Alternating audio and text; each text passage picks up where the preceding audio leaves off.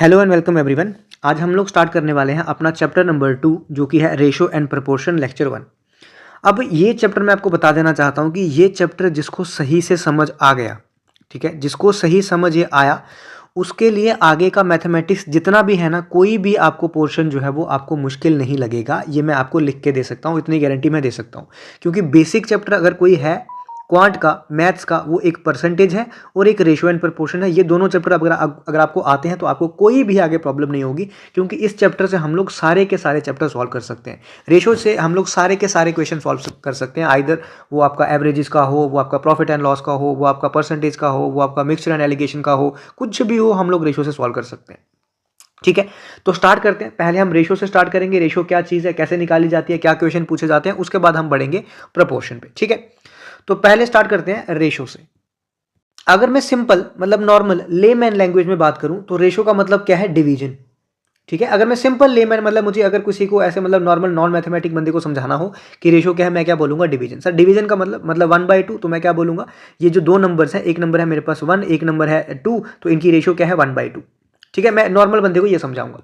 लेकिन अब हम रेशो लिखते कैसे हैं, रेशो हम ऐसे भी लिखते हैं, मतलब ये भी मैं रेशो ही बोलूंगा नो डाउट, लेकिन रेशो लिखने का तरीका क्या है, मैं लिखता हूँ 1, रेशो का ये सिंबल है, ये जो दो डॉट में डाल रहा हूँ ना, ये 1:2, तो मैं क्या बोलूंगा कि ये दो नंबर जो है मेरे पास किससे रिलेट कर रहे हैं, 1:2 में रिलेट कर रहे हैं। सर 1:2 में रिलेट कर रहे हैं का मतलब क्या है, मैं ये बोल सकता हूँ कि दूसरा वाला नंबर, ये वाला नंबर, क्या बोल सकता हूँ कि ये जो दूसरा नंबर है, ध्यान से सुनना मैं क्या बोल रहा हूँ, ये क्या है मेरे पास दूसरा नंबर और ये मेरे पास क्या है, पहला नंबर। ठीक है, पहला नंबर। अब सर इसका मतलब है क्या 1:2 का, इसका मतलब ये है कि जो दूसरा नंबर है, क्या मतलब है, इसका मतलब है जो दूसरा नंबर है वो 2 टाइम्स है पहले नंबर के, वो 2 टाइम्स है किसके, पहले नंबर के। ठीक है, इतना समझ आया आपको मैंने क्या बोला। ठीक है, जो दूसरा नंबर है ये 2 है, अगर मैं इसको क्या करूं, पहले नंबर को 2 टाइम्स करूं, ये 2 टाइम्स है किसका, पहले नंबर का, तो इसका मतलब ये कैसे बना होगा, दूसरा नंबर 2 कैसे बना होगा, जब मैंने फर्स्ट वाले नंबर को क्या किया होगा, 2 टाइम्स कर दिया होगा, तो इसका मतलब ये है। इसका मतलब अब हमें डेफिनेशन रेशो की पता चल गई कि डेफिनेशन हमें क्या बताता है, रेशो क्या बताता है कि 1 नंबर, ठीक है, हमें क्या बताता है कि 1 number is how many times other. ठीक है, कि एक नंबर जो है वो दूसरे का कितना टाइम्स है।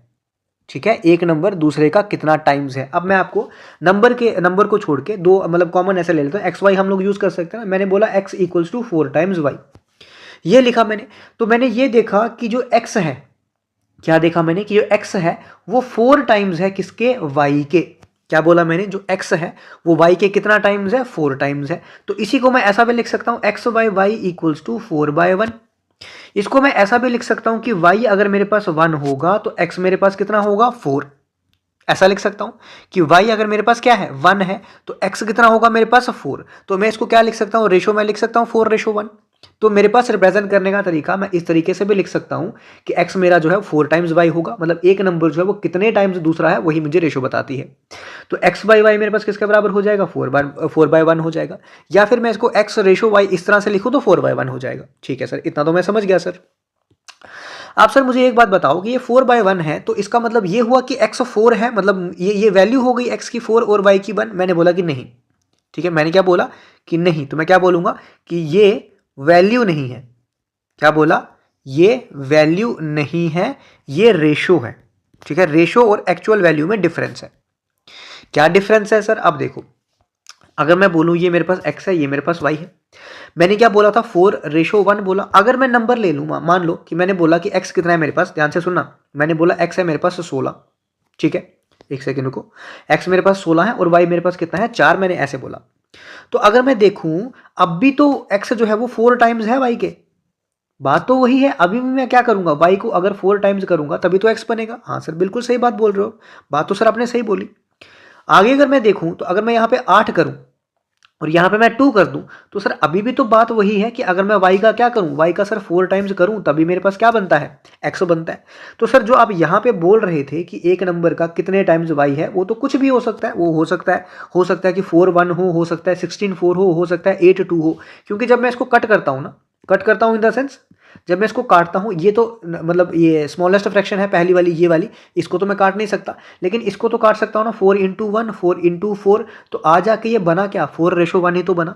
इसको भी मैं काट सकता हूँ 2 × 1 2 × 4, तो आ जाके ये भी क्या बना 4:1 ही बना। इसका मतलब कि रेशो से, अब मैं यहाँ पे लिख रहा हूँ कि रेशो से एक्चुअल नंबर, ठीक है, रेशो से एक्चुअल नंबर का पता नहीं लगेगा, पता नहीं लगेगा। सर क्या मतलब हुआ, फिर से एक बार बता दो। मतलब मैं ये भी बोल सकता हूँ कि x मेरे पास 4 है, मैं ये भी बोल सकता हूँ x मेरे पास 16 है, मैं ये भी बोल सकता हूँ x मेरे पास 8 है, मैं कुछ भी बोल सकता हूँ जब तक मेरे पास रेशो जो है वो 4:1 आ रही है, मेरे पास x की वैल्यू कुछ भी हो सकती है। तो रेशो अगर मुझे दी है तो मैं कभी भी ये नहीं मान सकता कि इसकी वैल्यू सर 4 होगी क्या, मैं नहीं बोल सकता। इसकी 4 हो सकती है, 4 का कोई भी मल्टीपल हो सकता है, मतलब 8 हो सकता है, 16 हो सकता है, 24 हो सकता है, 28 हो सकता है, 4 का कोई भी मल्टीपल हो सकता है। तो मैं एक्चुअल वैल्यू यहाँ से पता नहीं कर पाता जब तक मुझे दिया ना हो कि ये इसकी वैल्यू है। अगर रेशो बोला है तो इसका मतलब रेशो जो एक्चुअल वैल्यू नहीं पता कर दी जा सकती। इतना समझ आ गया आपको। अब आगे ध्यान से सुना, देखो जब भी मैं रेशो की बात करता हूँ ना, ठीक है, जब भी मैं रेशो की बात करता हूँ तो मतलब जनरली बात कर रहा हूँ, अब मैं ये नहीं बोल रहा कि हर बार, जनरली मैं किसकी बात करता हूँ, लोएस्ट फ्रैक्शन की, ठीक है, जनरली किसकी बात करता हूँ, लोएस्ट फ्रैक्शन की बात करता हूँ। अगर आपने छोटी क्लासेस में पढ़ा हुआ है तो आपने देखा होगा क्वेश्चन इस तरह से आता था कि ये जो मेरे पास कुछ परसेंटेज है या फिर मेरे पास कुछ नंबर्स हैं, इनको मुझे क्या करो, लोएस्ट फ्रैक्शन में निकाल के बताओ। जैसे मैंने बोल दिया, क्या मैंने बोला 10%, क्या बोला मैंने 10%, तो अब 10% को मैं क्या लिख सकता हूँ, 10/100 लिख सकता हूँ कि नहीं। तो अब मैं यहाँ से ये भी तो देख पा रहा हूँ कि एक नंबर अगर मेरे पास 10 है, दूसरा नंबर मेरे पास 100 है, तो इनकी रेशो क्या होगी, 10:100 हो जाएगी। लेकिन इसी चीज को मैं ये भी तो कर सकता हूं कि यहां से अगर मैं एक और एक जीरो कट कर दूं तो अगर एक नंबर 1 होगा, दूसरा नंबर कितना होगा 10, तो रेशो 1:10 है। इतना समझ आया आपको। तो इसका मतलब जब भी मैं रेशो देखता हूं ना, ऐसा जरूरी नहीं है मैं ये भी लिख सकता हूं ये भी करेक्ट है, ऐसा कोई मतलब रूल नहीं है कि आपको यही करना है। बट जनरली मैं क्या करता हूं, अपनी कैलकुलेशन आसान करने के लिए हमेशा उसको किस में रखता हूं, लोएस्ट फ्रैक्शन में रखता हूं, ताकि मेरी कैलकुलेशन क्या है, थोड़ी सी ज्यादा आसान हो जाए। मैं आगे आपको करके बताऊंगा कैसे आसान होती है, क्या होता है चीजें, बट ये आपको इतना समझ आया होगा। अब देखो, अब ध्यान से सुनना, आगे चीजें ध्यान से सुनते रहना। अब जब भी आपको परसेंटेज दिया होगा ना, अब मैं वही बताने वाला हूँ, जो चीज़ें मैंने परसेंटेज में बताई ना वो सारी चीज़ें अब आपकी रेशो से निकलने वाली हैं। देखो जब भी आपको कोई चीज़ परसेंटेज में दी होगी, तो अब जब भी आपको कहीं पे परसेंटेज दिखे, मान लो आपको दिया हुआ है 5%, आपको दिया है 10%, आपको दिया है 15%, तो हम लोग अब क्या करेंगे, हम लोग परसेंटेज का कम यूज़ करके हम लोग किसका यूज़ करेंगे, हम लोग रेशो का यूज़ करेंगे। सर रेशो का यूज़ कैसे करेंगे, रेशो का यूज़ इन द सेंस कि 5% को मैं क्या लिख सकता हूँ, 1/20। सर कैसे लिखा, मैंने किया 5/100, 5/100 करूँगा तो क्या आएगा 1/20। 10% है तो मैं क्या लिख सकता हूँ इसको 1/10। सिमिलरली कैसे 10/100, 10/100 को 0 कटा तो 1/10। सिमिलरली 15% है, अब मुझे पता है कि 5% को अगर मैं 1/20 लिख सकता हूँ तो 15 कितना होता है 5 × 3, तो 15% को लिख सकता हूँ 3/20। अब सर ये किया क्या आपने, मुझे समझ नहीं आया ये क्यों किया हमने, मतलब इसका मकसद क्या है। मकसद इसका ये है कि अगर मैं आगे कहीं पे क्वेश्चन अभी आपका ये आएगा कि अगर कोई नंबर है वो 5% क्या हो रहा है इंक्रीज, ठीक है, अगर कोई ऐसा नंबर है जो 5% क्या हो रहा है इंक्रीज, तो परसेंटेज में मैं क्या करता था, मैं ऐसा करता था कि अगर नंबर है मेरे पास 100 तो अब वो कितना बन जाएगा 105 बन जाएगा। एक तरीका तो मैं ये लिखता था, दूसरा मैं क्या करता था, अगर नंबर 100 है तो अब 5% इंक्रीज हो रहा है तो मैं मल्टीप्लाई किससे कर देता था 105/100 से, वो 100 कट जाता था, आता क्या था यहाँ से भी आंसर 105 ही आता था। या तो मैं क्या करता था, तीसरा मेथड क्या करता था, ये आ गया आपका पहला तरीका। दूसरा तरीका मैं ये करता था, तीसरा तरीका मैं क्या करता था, पहले मैं निकालता था 5% किसका, जो भी नंबर है, मतलब नंबर अगर 100 है मेरे पास तो 5% कितना आ गया 5। अब मैं देखता था पहले नंबर कितना था 100, अब 5% अगर इंक्रीज हो गया तो कितना बन गया 105, तब भी मेरा यही आंसर आता था। लेकिन अब मैं क्या करूंगा, अब मैं इसको इस तरह से ना करके मैं क्या करूंगा, मैं इसको लिखूंगा क्या 1/20। क्या लिखूंगा इसको 1/20। अब मैं बोलूंगा जो नीचे वाला है ना वो पहले नंबर था ये, ठीक है, पहले नंबर ये था। ध्यान से सुनते रहना, सारा कंसेप्ट इसी से है। अब मैं क्या बोलूंगा, पहले नंबर ये था। अब क्या हो रहा है इंक्रीज, कितने से, जितना न्यूमरेटर है ऊपर, कितने से इंक्रीज हो रहा है 1 से, तो यहां पे मैं लिख देता हूं 1 से इंक्रीज हो रहा है, 1 से इंक्रीज हो रहा है। तो मैं ऐसा बोल सकता हूं कि अगर पहले नंबर कितना था 20 था, अब 1 से इंक्रीज हो रहा है तो अब नंबर कितना बन गया 21 बन गया होगा। तो इन दोनों नंबर्स की रेशो कितनी आ गई 20:21 आ गई। अब सर ये आपने कैसे किया, यहाँ पे पहले निकालते, अगर इस मेथड से निकालते तो इस मेथड से पहले नंबर कितना था 100, अब नंबर कितना बन गया 105। अगर मैं 5 से काटूं 5 × 20, 5 से काटूं 5 × 21, आया वही, रेशो वही आई 20:21, रेशो यहाँ पे भी वही आई 20:21, लेकिन अगर आपने यहाँ पे देखा होगा तो मुझे सिर्फ एक फ्रैक्शन से इसकी रेशो निकल गई, लेकिन यहाँ पे मुझे क्या करना पड़ा, पहले वो नंबर कैलकुलेट करना पड़ा पूरा, उसके बाद फिर मुझे मतलब बहुत सारे तरीके हैं, फिर उसका रेशो निकालना पड़ा, रेशो में कुछ ना कुछ कट हुआ मेरा, उसके बाद मेरा ये निकला। तो यहाँ पे ये वाली चीज़ें मेरे पास कुछ ना कुछ थोड़ी बहुत लेंदी हो जाती हैं, तो आगे से अब मैं जो भी चीज़ करूँगा वो इसी तरीके से करूँगा। ठीक है, अब ये तो 5% का था, अब मैं आपको कोई मतलब थोड़ा सा और एक लेके बता देता हूँ कि मान लो, एक सेकेंड रुको जरा, हाँ, मान लो मेरे पास क्या है, कोई नंबर जो है वो 25% डिक्रीज हो रहा है। क्या हो रहा है? 25% डिक्रीज हो रहा है कोई नंबर, तो मैं क्या बोलूँगा, 25% होता है 1/4, तो मैं बोलूँगा कि अगर पहले नंबर, अब मैं यहाँ पे लिख रहा हूँ, मैं बोलूँगा ये पहले PN मतलब पहले नंबर ये था, ये आ गया न्यू नंबर या अब नंबर ये होगा। तो मैं बोलूँगा अगर पहले नंबर कितना था, जो डिनोमिनेटर है, मतलब पहले नंबर था अगर 4, अब हो क्या रहा है ये चीज़ आपको देखनी है, हो क्या रहा है, डिक्रीज। अगर डिक्रीज हो रहा है लेकिन कितने से, 1 से, तो अब नंबर कितना बन जाएगा, 3। अगर ये हो रहा होता इंक्रीज, तो मैं यहाँ पे भी क्या करता कि अब क्या हो रहा है, इंक्रीज, तो मैं क्या लिखता यहाँ पे 5 लिखता उस समय, लेकिन ये हो क्या रहा है, डिक्रीज, तो अब ये 1 से क्या हो जाएगा, डिक्रीज, तो नंबर कितना बन जाएगा, अब 3। ये बन गई मेरी रेशो, 4:3 जो बना, ये मेरी इसकी रेशो बन गई कि अगर मेरे पास कोई ऐसा नंबर होता जो 25% डिक्रीज होता तो उसकी रेशो कितनी बन जाती, 4:3। अब देखो इसी वाले कंसेप्ट में ना मैं आपको इक्वेशन देता हूँ। अब देखो जो मैंने पढ़ाया ना, मैंने उसी पे आपको एक नंबर दिया, मतलब नंबर दिया बोल रहा हूँ, क्वेश्चन दिया। अब देखो ध्यान से सुनना इस क्वेश्चन को, यही आपका बेसिक है, यहीं से आपका बनेगा। A number when decreased by 25% becomes 9। एक कोई नंबर है, मुझे नहीं पता कौन सा नंबर है, लेकिन मुझे ये पता है कि अगर मैं उसको 25% से डिक्रीज कर देता हूं तो वो 9 बन जाता है। इसका मतलब कोई नंबर जो है वो 25% से क्या हो रहा होगा, डिक्रीज हो रहा होगा। इसका मतलब मैं ऐसा बोल सकता हूँ, 25% पहले तो पता करो सर होता किसके बराबर है, 25% मतलब 1/4। इसका मतलब मैं ये बोल सकता हूं कि अगर नंबर पहले 4 होगा, अब वो 1 से डिक्रीज हो रहा होगा, तो अब नंबर कितना बन गया होगा, सर नंबर 3 बन गया होगा।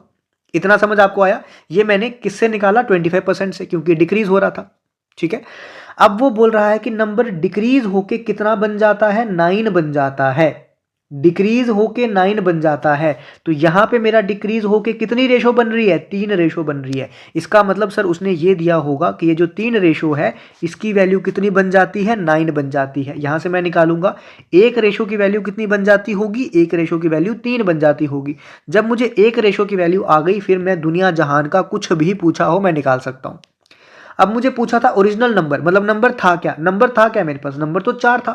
अगर 1 रेशो की वैल्यू 3 है तो 4 रेशो की वैल्यू कितनी हो जाएगी, 4 इंटू 3 मतलब 12। इसका मतलब ओरिजिनल नंबर कितना था मेरे पास, 12 था।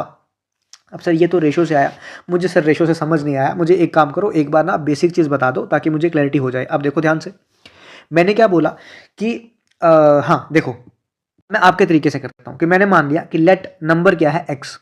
लेट नंबर क्या है मेरे पास, क्योंकि मुझे नहीं पता ना, लेट नंबर मेरे पास क्या है, एक्स। अब उस नंबर को क्या कर दिया जा रहा है, 25% से डिक्रीज कर दिया जा रहा है। जब 25% से डिक्रीज कर दिया जा रहा है, इसका मतलब पहले तो मुझे निकालना है कि 25% ऑफ एक्स कितना होता है। तो ये मैं करूंगा 1/4, तो मतलब x/4 हो गया ये। ठीक है, अब न्यू नंबर किसके बराबर बनेगा, न्यू नंबर इक्वल्स टू जो ओल्ड नंबर था उसको डिक्रीज कर दिया गया है 25% से, तो ये बन जाएगा 3x/4। अब वो बोल रहा है कि जो न्यू नंबर आया डिक्रीज होके वो किसके बराबर है, 9 के बराबर। इसका मतलब मुझे दिया है 3x/4 किसके बराबर, 9 के बराबर। यहां से मैं x अगर निकालता हूं तो 9 इंटू 4 डिवाइडेड बाई 3, 3 से कटा 3, 3 इंटू 4 कितना हो गया, 12। तो यहां से भी मेरा x कितना आया, 12, मतलब मेरा नंबर कितना आया, 12। लेकिन यहाँ पे आप देख पा रहे होंगे, यहाँ पे आपने ये कैलकुलेशन की पहले, ये तो 25% था, आसान था, थोड़ा सा इजी हो गया।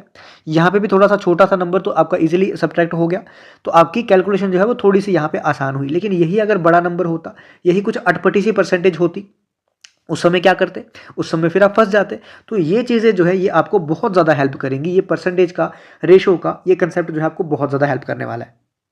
ऑल दो आप बेसिक से करोगे तो मतलब बहुत अच्छा है, ऐसा कोई गलत बात नहीं है, लेकिन आपका टाइम बहुत वेस्ट होने वाला है। तो आजकल हमारे एग्जाम में ऐसा होता है कि हमको टाइम कम होता है, क्योंकि कॉम्पिटेटिव एग्जाम है, इधर आप एसएससी की बात करो, इधर आप जेकेएसएसबी की बात करो, हमारे पास टाइम इतना नहीं होता कि हम लोग ये वाले मेथड से जा पाएँ।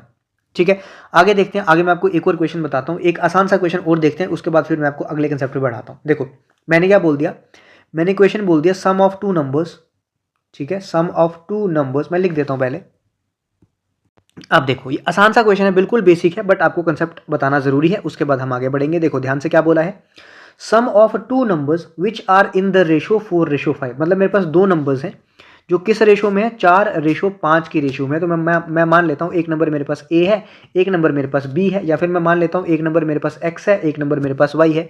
इन दोनों की रेशो मुझे कितनी दी है, 4:5, और मुझे ये भी बोला है कि इन दोनों का जो सम आता है वो कितना आता है, 36 आता है। अब आप लोग क्या करोगे, आप लोग यही बोलोगे कि सर एक नंबर मैं बोल लेता हूँ 4x है, यहाँ पे मैं ऐसा लगता है एक नंबर 4x बोल लेता हूँ और दूसरा नंबर बोल लेता हूँ सर 5x। अब सर इनका सम कितना आएगा, सर मैं दोनों का सम करूंगा तो सम आएगा दोनों का 9x। अब सर 9x की वैल्यू कितनी दी है, 36 के बराबर। यहाँ से x की वैल्यू कितनी हो जाएगी, 36/9, तो ये कितना गया, 4। इसका मतलब x की वैल्यू कितनी आ गई, 4। जब x की वैल्यू सर 4 आ गई, इसका मतलब 4x की वैल्यू कितनी हो जाएगी, 4 × 4 मतलब 16। 5x की वैल्यू कितनी हो जाएगी, 5 × 4 मतलब 20। अब मैं दोनों को अगर ऐड करूं 16 और 20 को, तो कितना आ जाता है, 36, जो कि सही बात है बिल्कुल।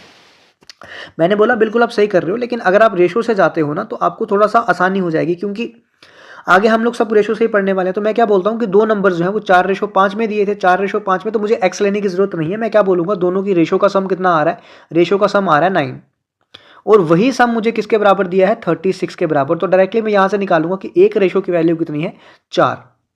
ठीक है, एक रेशो की जो वैल्यू आई मेरे पास कितनी आई, 4। अब ये जो पहला नंबर था वो कितनी रेशो था, 4। अगर एक रेशो की वैल्यू 4 है तो 4 रेशो की वैल्यू कितनी होगी, 4 × 4 मतलब 16। 5 रेशो की वैल्यू कितनी होगी, 5 × 4 मतलब 20। बात वही है, आया वही, किया वही, लेकिन यहाँ पे बस जो एक्स का झंझट है ना वो हमने यहाँ पे निकाल दिया।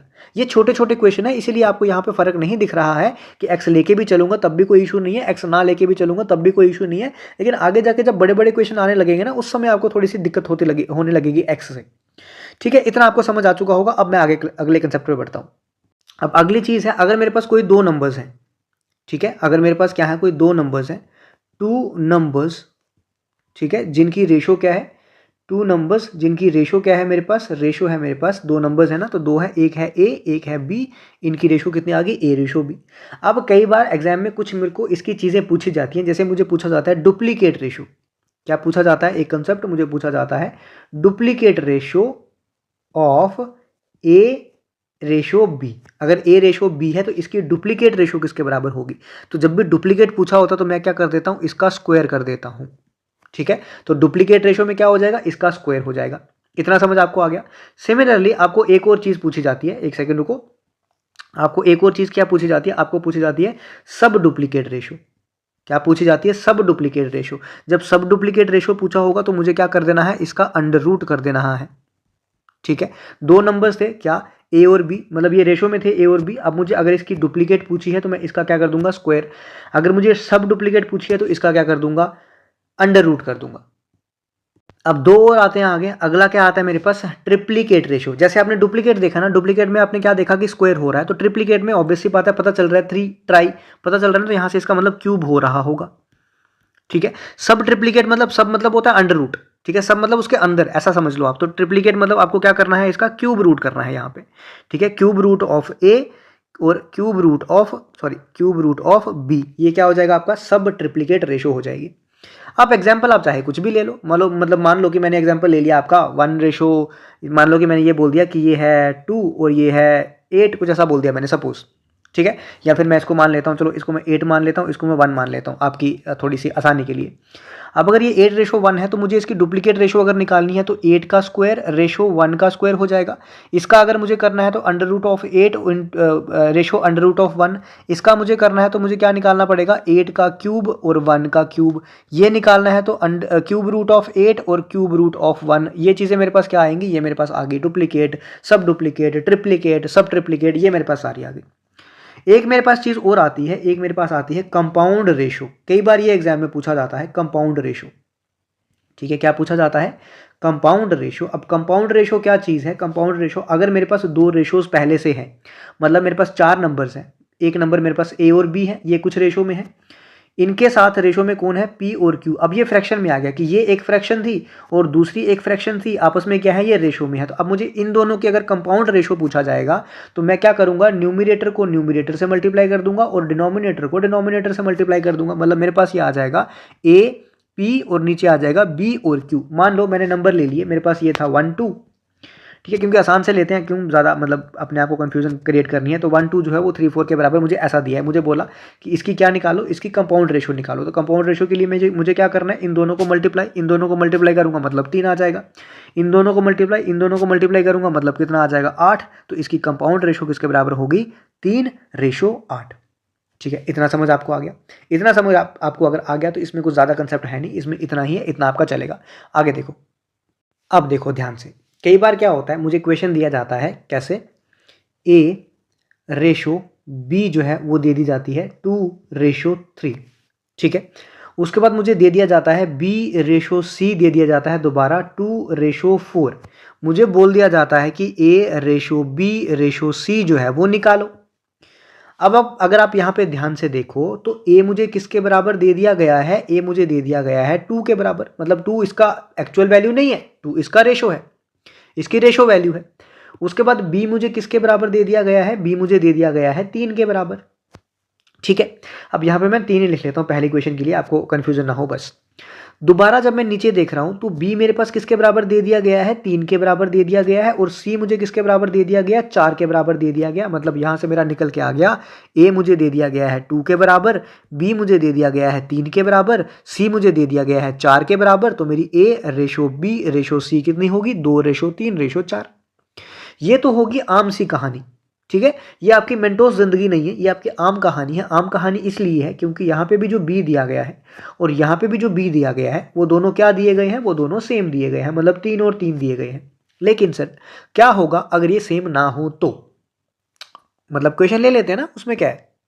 अब मैंने आपके लिए क्वेश्चन ले लिया, अब यहाँ पे तो B सेम नहीं है, A की वैल्यू तो मुझे पता चल पा रहा है 2 है, C की वैल्यू तो मुझे पता चल पा रहा है 4 है, क्योंकि A और C जो है वो सिंगल टाइम ही है, 2 बार नहीं है। लेकिन यहाँ पे मुझे पता ये चल पा रहा है कि यहाँ पे भी B है, यहाँ पे भी B है, इसका मतलब वैल्यू दोनों की सेम होनी चाहिए, क्योंकि B तो सेम है, यहाँ पे 3 आ रहा है, यहाँ पे 6 आ रहा है। इसका मतलब मुझे कहीं ना कहीं इन दोनों को बराबर बनाना पड़ेगा। अब मैं 6 को 3 तो नहीं बना सकता, वो डिवीजन वाली मैं यहाँ पे नहीं करूँगा, लेकिन मैं 3 को 6 बना सकता हूँ।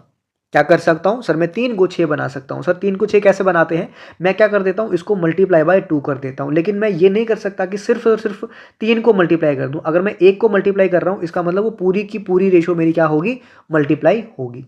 क्या होगा, पूरी की पूरी मल्टीप्लाई होगी। तो अब मैं क्या लिख सकता हूं यहां से, अब मैं लिखूंगा जो A:B मेरी बनी ना, वो मेरी किसके बराबर बनेगी, 4:6 बन जाएगा। क्यों, क्योंकि 2 को मैं इससे भी मल्टीप्लाई करूंगा और 2 को मैं इससे भी मल्टीप्लाई करूंगा। तो यहां से कितना बन जाएगा, 2 × 2 मतलब 4, 2 × 3 मतलब 6।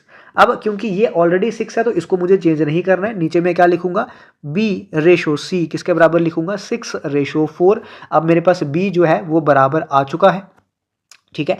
अब वो अलग बात है कि यहाँ पे A और C भी जो है वो क्या आ रहा है, बराबर आ रहा है, उससे कोई फर्क नहीं पड़ता मुझे, ठीक है। तो अब रेशो क्या होगी, A:B:C मुझे किसके बराबर लिखनी है, 4:6:4। अब देखो, हमेशा मैंने आपको क्या बोला कि मतलब जनरली हम लोग जब कॉम्पिटिटिव एग्जाम में क्वेश्चन सॉल्व करते हैं तो हम लोगों को वो लोएस्ट फ्रैक्शन में चाहिए होती है रेशो। लेकिन मैं यहाँ पे देख पा रहा हूँ कि ये तीनों क्या है, आपस में अभी कटते हैं कैसे, इसको मैं लिख सकता हूँ 2 × 2, इसको मैं लिख सकता हूँ 2 × 3, इसको मैं लिख सकता हूँ 2 × 2। तो इसका मतलब ये 2 और ये 2 कट जाएगा, तो मेरे पास बचेगा कितना, 2:3:2। तो ये मेरे पास फाइनली जो है वो इसकी क्या बनेगी, रेशो जो है वो बन जाएगी, ठीक है। इतना समझ आपको आया, इतना समझ अगर आपको आ गया तो थोड़ा सा इसको और आगे लेके चलता हूँ इसी चीज़ को।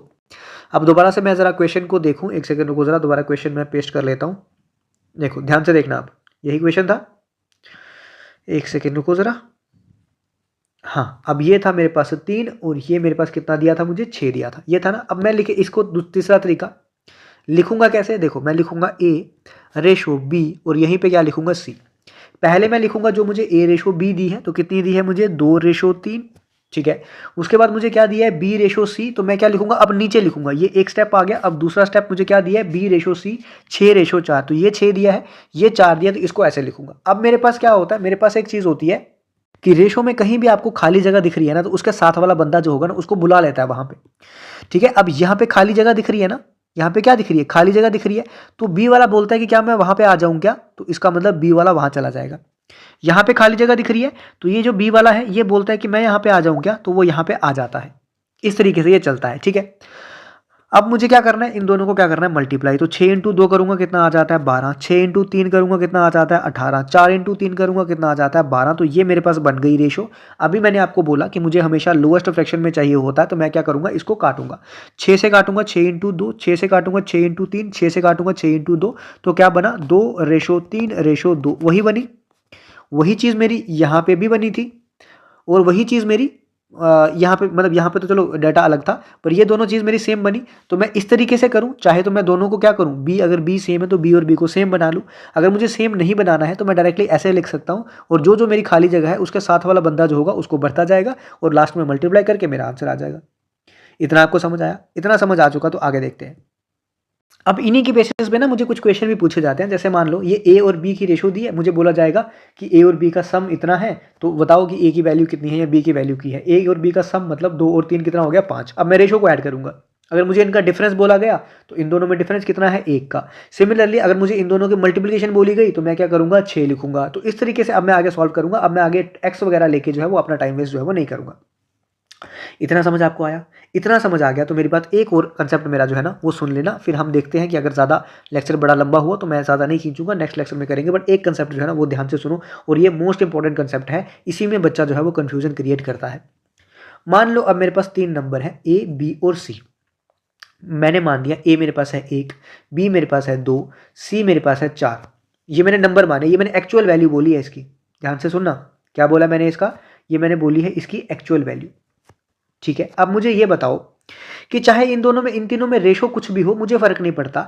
मैं इसको ऐसे लिखूं, चाहे सी बी ए लिखूं, चाहे मैं इसको बी ए सी लिखूं, चाहे मैं इसको सी ए बी लिखूं, चाहे मैं इसको बी सी ए लिखूं इसको मैं कैसे भी, लेकिन अगर मैं बोलूंगा इन तीनों का सम, तो क्या वो डिफर कर जाएगा क्या? अगर मैं सी बी ए लिखूंगा तो क्या इन तीनों का सम जो है वो डिफरेंट हो जाएगा क्या? नहीं सर, डिफरेंट तो नहीं होगा, सम वही होगा।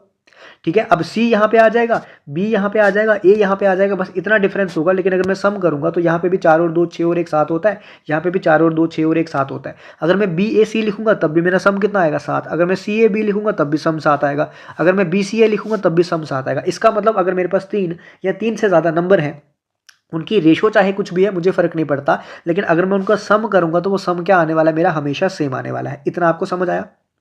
समझ आया मैंने क्या बोला, कि सम उसका कितना आने वाला है, सम उसका सेम आने वाला है। अब इसी कंसेप्ट को लेके मेरे पास एक क्वेश्चन है जो आप लोग कंफ्यूजन क्रिएट करते हो। देखो ध्यान से, तो मुझे एक क्वेश्चन दे दिया गया, मुझे बोल दिया गया कि भैया आपके पास है ए रेशो बी प्लस सी किसके बराबर दिया है, 2:3 के बराबर। उसके बाद एंड यहाँ पे लिखा है बी रेशो सी प्लस ए जो है वो किसके बराबर दिया है, 1/4 के बराबर। मुझे बोल दिया गया कि फाइंड करो, फाइंड ए रेशो बी रेशो सी मुझे निकालना है। अब सर मैं कैसे निकालूंगा, सर मैं तो फंस गया इसमें। अब इस क्वेश्चन में आपको क्या करना है, ऐसे क्वेश्चंस में पहले तो आपको ये देखना है कि अगर मैं ए बी सी तीनों को ऐड करूं तो क्या बनेगा। ए मुझे किसके बराबर दिया है यहाँ पे 2, बी और सी मुझे यहाँ पे किसके बराबर दिए हैं, एक सेकंड को, एक मुझे ए मुझे किसके बराबर दिया है यहाँ पे 2, बी और सी यहाँ पे मुझे किसके बराबर दिए हैं 3। तो अगर मैं दोनों को ऐड, तीनों को ऐड करूँ ए प्लस बी प्लस सी, तो यहाँ पे मेरे पास कितना बनेगा टोटल, मेरे पास बनेगा 5। ठीक है सर, समझ गया मैं आपकी बात, इतनी समझ गया। यहाँ मुझे b किसके बराबर दिया है सर 1, c प्लस ए मुझे किसके बराबर दिया है 4। अगर सर मैं तीनों को ऐड करूंगा तो कितना बन रहा है 5। ये वही कंसेप्ट है जो मैंने आपको बताया कि रेशो चाहे कुछ भी हो, लेकिन मुझे ये दिया गया है कि सम जो है मेरा हमेशा क्या आने वाला है, सेम। तो यहाँ पे मैंने देखा सम मेरा आ रहा है सेम। अगर तो सम सेम आया, ठीक है, इफ सम इज सेम, अगर सम क्या आया मेरा सेम आया, तब मेरा जो क्वेश्चन है यहाँ पे मैं लिख भी देता हूँ, अगर मेरा सम सेम आया तो क्वेश्चन मेरा किस कैटेगरी में आएगा, आसान वाली कैटेगरी में आएगा। क्या बोला मैंने, अगर सम मेरा सेम है तो क्वेश्चन मेरा आसान वाली कैटेगरी में आएगा। आसान वाली कैटेगरी इन द सेंस कि ए की वैल्यू में डायरेक्टली क्या ले लूंगा, यहाँ से 2 ले लूंगा। तो मैं क्या बोलूंगा कि ए मेरे पास कितना आ गया, 2 आ गया, क्योंकि ये सिंगल वेरिएबल था ऊपर, तो मैंने डायरेक्टली क्या ले लिया, 2।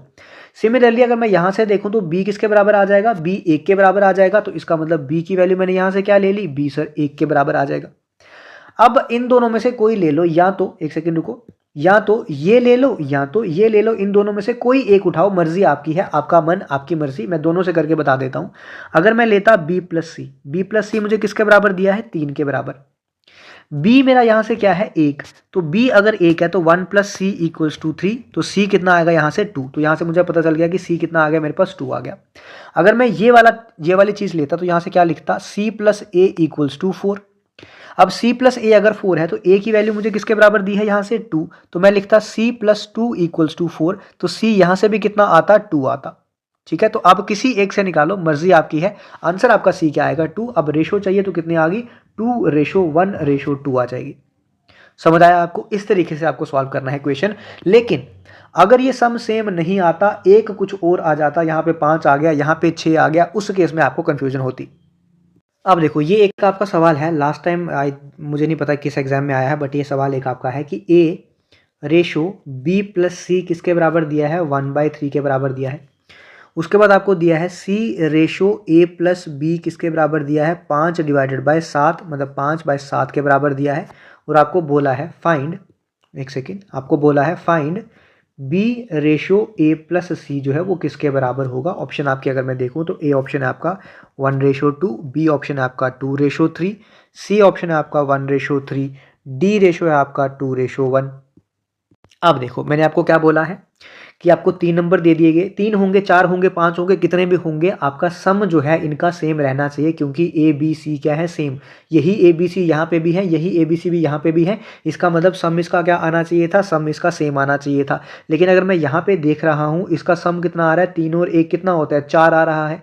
यहाँ पे देखूँ इसका सम कितना होता है 7 और 5 कितना होता है 12। अब सम तो सेम नहीं है, मैं क्या कर सकता हूं, लेकिन मैं 4 को 12 बना सकता हूं। सर 4 को 12 कैसे बना सकते हो, अगर मैं इसको क्या कर दूं, ठीक है, अगर मैं इसको क्या कर दूं, 4 को मैं 12 बनाने के लिए अगर मैं इसको मल्टीप्लाई बाय 3 कर दूं तो ये मेरा 12 बन जाता है। हाँ सर बन जाएगा, इसका मतलब अब मेरा सम सेम बन गया। तो अगर मैंने 3 से मल्टीप्लाई किया तो मुझे ऊपर भी 3 से और नीचे भी 3 से मल्टीप्लाई करना पड़ेगा, मतलब इसको भी 3 से और इसको भी 3 से। ऐसा नहीं कि किसी एक को 3 से कर दिया और चल गया, इसको नहीं करूंगा, यहां पे नहीं करूंगा, इसकी जो वैल्यू है उसको मल्टीप्लाई करूंगा। इसका मतलब अब मैं इसको क्या लिखूंगा, अब मैं इसको लिखूंगा a divided by b plus c को क्या लिखूंगा, जब मैं इसको 3 से मल्टीप्लाई करूंगा ऊपर वाली टर्म को तो क्या बन जाएगा मेरे पास 3 बन जाएगा।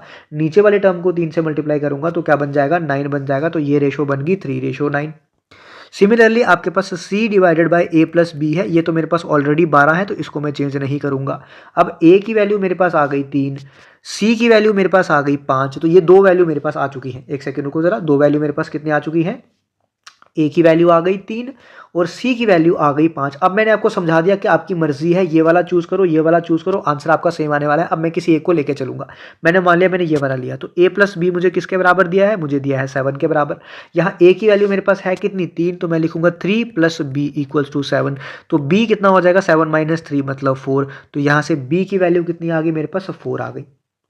इतना समझ आ चुका आपको। तो b आपका आ गया कितना 4। आपको पूछा क्या था b divided by a plus c, तो b कितना है इसकी वैल्यू अब मैं निकालने जा रहा हूँ। b कितना है आपके पास 4 divided by a plus c, a plus c मतलब 3 और 5, 3 और 5 कितना होता है 8, तो यहाँ पे लिख देता हूँ 3 प्लस 5 कितना होता है 4/8। 4/8 मतलब 1:2 जो है वो क्या आएगा आपका इसका आंसर आएगा। तो 1:2 कौन सा है, ऑप्शन नंबर ए। समझ आ गया आपको। अब इस तरह का कोई भी कंसेप्ट आएगा तो आप क्या कर सकते हो, इसको मतलब मल्टीप्लाई करके चेक कर सकते हो। ठीक है, अब सपोज करो कि यहाँ पे सेम नहीं आया, मतलब यहाँ पे 4 था और यहाँ पे 5 था मान लो। अब 4 को आप 5 तो नहीं बना सकते, लेकिन कोई ऐसा नंबर ढूंढो जो 5 को भी बना सकते हो 4 को भी बना सकते हो, मान लो 20। तो अब 4 को भी 20 बना सकते हो, 5 को भी 20 बना सकते हो, फिर आपको यहाँ पे भी मल्टीप्लाई करना पड़ेगा 4 से और यहाँ पे मल्टीप्लाई करना का पड़ेगा 5 से, ताकि 20 बनाना है दोनों को। अब आप अपने हिसाब से कर सकते हो। जब मैं MCQ कराऊंगा तो उसमें मैं एक क्वेश्चन वैसा रख लूंगा जिसमें ये दोनों क्या होंगे, डिफरेंट होंगे। ठीक है, इतना समझ आया आपको? इतना समझ आ गया तो आगे हम आगे देखते हैं। अब कई बार आपको एक क्वेश्चन और पूछा जाता है, ठीक है, इस तरह का क्वेश्चन भी आपको पूछा जाता है कई बार कि मान लो कि 3a जो है वो किसके बराबर है, ट्वाइस ऑफ b के बराबर इक्वल्स टू c के बराबर। तब मुझे निकालो then find a ratio b ratio c मुझे निकालो। अब यहाँ पे क्या दे दिया गया है, बीच में इक्वल्स टू दे दिया गया है, मतलब 3a की वैल्यू जो है वो मुझे दे दी गई है 2b के बराबर और 2b की वैल्यू जो है वो मुझे दे दी गई है c के बराबर। तो इस चीज़ को निकालने का मेरे पास 2 से 3 तरीके हैं, वो मेरी अपनी मर्जी है मैं किस तरीके से निकालता हूँ। मैंने आपको एक तरीका ये बताया कि मैं मान लेता हूँ मैंने पहले 2 कंसीडर किए। मैंने बोला 3a जो मुझे बराबर दिया है किसके बराबर दिया है, 2b के बराबर दिया है। तो यहाँ से अगर मैं निकालूँ तो मैं बोलूँगा a/b जो है वो किसके बराबर है, 2/3 के बराबर होगा। आपने बोला सर बिल्कुल सही बात है। उसके बाद मैंने क्या किया, उसके बाद मैंने अगले 2 कंसीडर कर लिए। मैंने बोला ट्वाइस ऑफ b जो है वो किसके बराबर दिया है, c। तो यहाँ पे मैं लिख सकता हूँ b रेशो c किसके बराबर लिख सकता हूँ, b रेशो c 1:2 के बराबर लिख सकता हूँ। ठीक है, अब ये वही क्वेश्चन बन गया सेम, क्या कि आपको क्या निकालना है, ए रेशो बी दी है, बी रेशो सी दी है और आपको ए रेशो बी रेशो सी निकालनी है। वो जो क्वेश्चन मैंने आपको स्टार्टिंग में कराया याद करो, ये ए रेशो बी दी है, बी रेशो सी दी है और ए रेशो बी रेशो सी आपको निकालनी है। मैंने करा चुका हूँ पहले। या तो आप क्या करो, या तो आप बी को सेम कर लो, ठीक है। आप देख पा रहे हो कि बी यहाँ पे क्या है कॉमन, यहाँ पे भी बी है, यहाँ पे भी बी है, लेकिन यहाँ पे बी कितना आ रहा है, 3 आ रहा है, यहाँ पे बी कितना आ रहा है, 1 आ रहा है, तो मुझे यहाँ पे भी 3 बनाना पड़ेगा। तो मैं क्या करता हूँ, इसको 3 से मल्टीप्लाई कर देता हूँ। जब मैंने 3 से मल्टीप्लाई कर दिया तो अब ये रेशो मेरे पास कितनी बन गई, 3 डिवाइडेड बाई 6। अब ए की वैल्यू मेरे पास आ गई यहाँ से 2, कितनी आ गई, ए की वैल्यू आ गई 2, बी की वैल्यू अगर मैं देखूँ तो कितनी आ गई 3, और सी की वैल्यू कितनी आ गई यहाँ से 6। तो मेरे पास क्या रेशो बन गई, रेशो बन गई मेरे पास 2:3:6। ये मेरे पास एक तरीका है। समझ आया आपको ये वाला तरीका? ये वाला तरीका समझ आ गया तो दूसरे तरीके पे चलते हैं, ध्यान से सुनना। अब देखो दूसरा तरीका क्या है मेरे पास, मैं क्या करता हूँ, एक सेकेंड रुको जरा। हाँ, दूसरे तरीके में मैं क्या करता हूँ, इसी चीज़ को मैं इक्वेट कर देता हूँ कि मैं मान लेता हूँ ये के बराबर है। अब अगर के के बराबर है तो पहले मैं पहले वाले को के से इक्वेट करूंगा तो ए की वैल्यू किसके बराबर आ जाएगी मेरे पास, k/3 आ जाएगी। फिर मैं दूसरे वाले को के से इक्वेट करूंगा तो बी की वैल्यू कितनी आ जाएगी, k/2 आ जाएगी। फिर मैं तीसरे वाले को के से इक्वेट करूंगा तो सी की वैल्यू कितनी आ जाएगी, k। अब मुझे पूछा क्या है, मुझे पूछा है ए रेशो बी रेशो सी। तो ए की वैल्यू कितनी है यहाँ पे, k/3, रेशो बी की वैल्यू कितनी है, k/2, रेशो सी की वैल्यू कितनी है, k। अब क्योंकि के सब में आ रहा है तो ये कट जाएगा, तो ये बचेगा कितना आपका 1/3, रेशो 1/2, रेशो 1।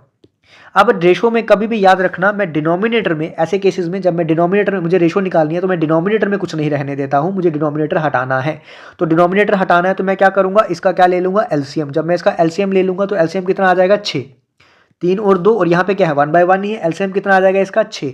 जब एलसीएम 6 आया तो यहाँ पे कितना टर्म आ जाएगी, यहाँ पे आ जाएगी 3 × 2 6 होता तो यहाँ पे 2 आ गया, 2 × 3 6 होता तो यहाँ पे 3 आ गया, 6 × 1 6 होता तो यहाँ पे कितना आ गया 6। तो आपकी रेशो कितनी आ गई 2:3:6। इस तरीके से भी आप इसको निकाल सकते हो। तो आपकी मर्जी है आपको कौन सा मेथड फॉलो करना है। मैंने आपको दोनों मेथड बता दिए, ये मेथड नंबर 2 है, ये मेथड नंबर 1 है। मेरे हिसाब से मेथड नंबर 1 जो है वो ज़्यादा इजी रहता है। यहाँ पे कई बार बच्चा, क्योंकि ये छोटा है तो ज़्यादा आसान है, कई बार बच्चा एलसीएम लेने में गलती कर देता है और एलसीएम ले भी लेगा सही तरीके से तो यहाँ पे ऊपर लिखने में गलत कर देगा।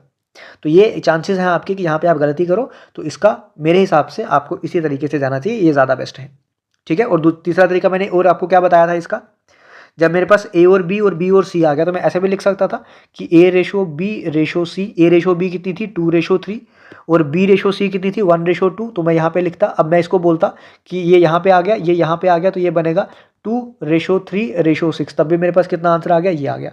तो अब आपकी मर्जी, ये मैंने तीसरा आपको एक और बता दिया, जिस तरीके से आप करना चाहो आप लोग कर सकते हो। तो मैं ये चाहता हूँ, या ये मुझे लगा कि आपको समझ जो है वो आ गया होगा। अगर आपको समझ आया, चीज़ें पसंद आती हैं तो आप लोग रिव्यू एटलीस्ट दे दिया करो, कमेंट सेक्शन में मुझे बता दिया करो कि कैसा लग रहा है आपको पढ़ने में। और अगर चैनल पे न्यू हो तो चैनल को सब्सक्राइब जो है वो कर लिया करो, और अपनी जो अपडेट्स हैं उसके लिए आप व्हाट्सएप और टेलीग्राम चैनल जो है वो ज्वाइन कर सकते हो। तो आज के लिए मैं इतना ही रखूँगा, अगले लेक्चर में हम लोग मिलेंगे लेक्चर नंबर 2 के साथ, कुछ और क्वेश्चन के साथ। Thank you.